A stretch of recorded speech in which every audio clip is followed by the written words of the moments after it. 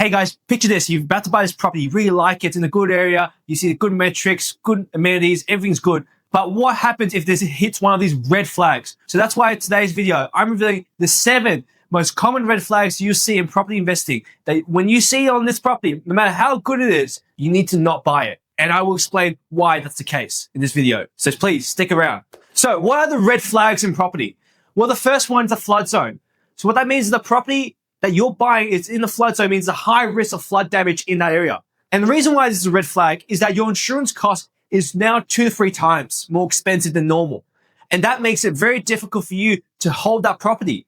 The other main con is that the repair and maintenance, each time there's a flood in the area, right, it can cost you tens of thousands of dollars to repair that property. And that could happen constant occurrence. It's not attracted to buyers and sellers. Imagine this, you're a buyer, you're looking to buy an area, and you know that every few years, this area will be flooded. That means you gotta replace the carpets, you gotta replace the furniture, you gotta replace all the things in the house.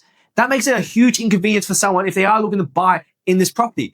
That means that it's not attractive for you because it's harder for you to sell and thus harder for you to get a really good price on that property. The other main con is that banks won't lend you that money.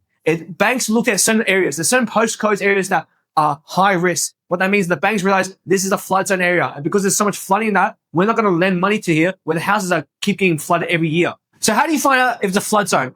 Now, if you go on certain websites, which we'll link below, you can click on it and you type in the address of the area and it shows you on the flood maps where it's a flood zone area. It tells you where it's a 1 in 100 or 1 in 20 year or 1 in 5 year flood. Another one, bushfire zone. So similar principles behind the flood zone. Bushfire zone means that there's high risk that this area will be on the bushfire. And it's not attractive because of the insurance. Same reason the flood zone. The insurance cost is way more, which eats into your profits. The other thing that's not attractive is repairing a bushfire area is very expensive. It costs you thousands of dollars to fix that up. It's also not attractive to buyers and sellers. Not only that, banks won't lend you. So they're all the same similar reasons to a flood zone. You can search this up. Whenever you type, before you find a property and you really look into buying it, type the address and look where this is a bushfire zone. Because if it is, and a bushfire comes, you can now have a huge problem in your hands. Now, heritage zone. So what heritage zone means that this area is in a specific area. It's heritage listing, means that you can't touch, you can't alter, you can't do any altercation, you can't do renovations to it. And that makes it unattractive because you can't renovate, you can't do anything to it. It's very strict rules on what you can and can't do. The big other issue is because the heritage listed, that means that you'll get finance issues. Because for a bank's perspective, they don't want to take on a listing that is more difficult to sell because of all these issues in terms of you can't do this, you can't do that, which means there's a smaller pool of market of buyers potentially that want to buy it.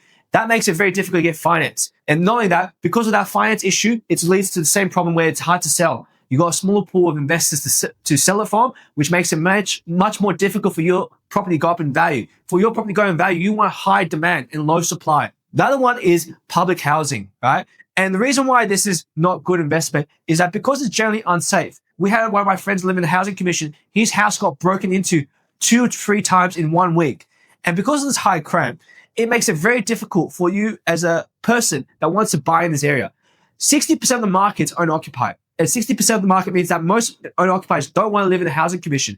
And it's also unattractive for investors because of the constant fear of crime and the break-ins in the area. And as a result of this, you see a severe decrease in capital growth. So if you look at the data, there's a 2 to 3% depression in the capital growth in that area compared to the surrounding streets around the area. Normally, for me, I try to avoid any housing commission within like a 7-street radius of it. That's the ideal. After that, then it's okay for the housing commission to exist. Now, another thing that I don't like to see in the property investing is a pool. And I'll explain why. I've experienced this firsthand. I bought a property that has a pool.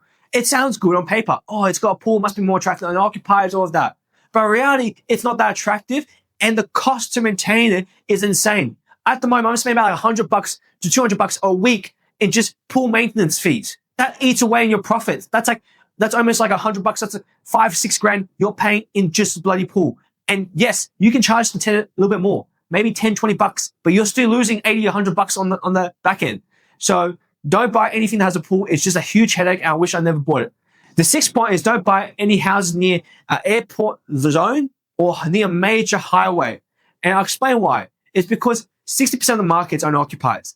And if you find something that's unattractive to the majority of owner-occupiers, then that means there's less demand for that property. And as a result of less demand, that means the capital price can't go up as much. So you want to find all these reasons why to help mitigate your risk. Now, what I'm saying is that if the property is in the airway zone or highway, it doesn't mean it doesn't grow. It just means that there's lesser property and less possibility and it's more risk on that investment not doing as well compared to you buying an area that doesn't have this problem. Because if someone's looking to buy this property and they have two choices, they're obviously going to try to avoid the one that has less problems.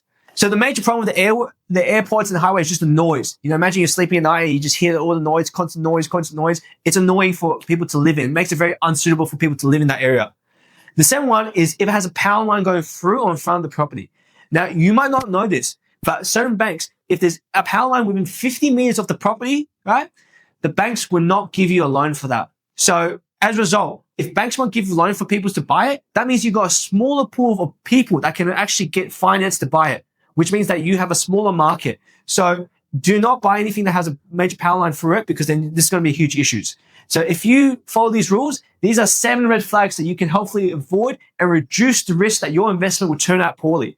I hope you found that useful. Please follow me for more and please see my next video.